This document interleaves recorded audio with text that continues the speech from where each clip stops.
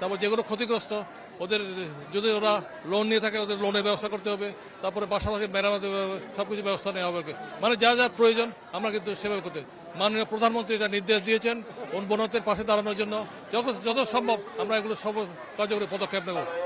বন্যার পরবর্তী আমরা কিন্তু এখন খুব ভালো পরিবেশ, ভালো আমরা প্রশাসন এখানে সবাই আমাদের বিএনপি দলীয় নেতা কর্মী সেনাবাহিনী থেকে শুরু করে সবাই কিন্তু এই বন্যা কার্যক্রমে অংশ নিচ্ছে। পরিস্থিতি এখন অনেকটা ভালো, উন্নতির পথে।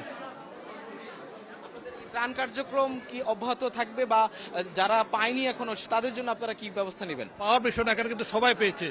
বন্যা পরবর্তী এটা তো চলতে থাকলে আমরা তো সাহায্য করব। বন্যার পরবর্তীর জন্য আমরা পদক্ষেপ নিতেছি। এখন কিন্তু সব ক্ষেত্রে আশ্রয় কেন্দ্রে আমরা খাদ্যশস্য সরবরাহ করছি, যেটা প্রয়োজন আমরা কিন্তু জনগণের পাশে আছি। বন্যার পরবর্তীর জন্য আমরা পদক্ষেপ নিয়েছি। বন্যার পরবর্তী যেগুলো হয়, এখন যদি আপনার রোগের হয় সেই ব্যাপারে আমরা প্রিকশন নিয়েছি। বন্যা পরবর্তী যেমন রাস্তাঘাট মেরামত এবং দুর্গত এলাকায় যারা নদী বন্যার পানিতে ক্ষতিগ্রস্ত হয়েছে তাদের ঘরবাড়ি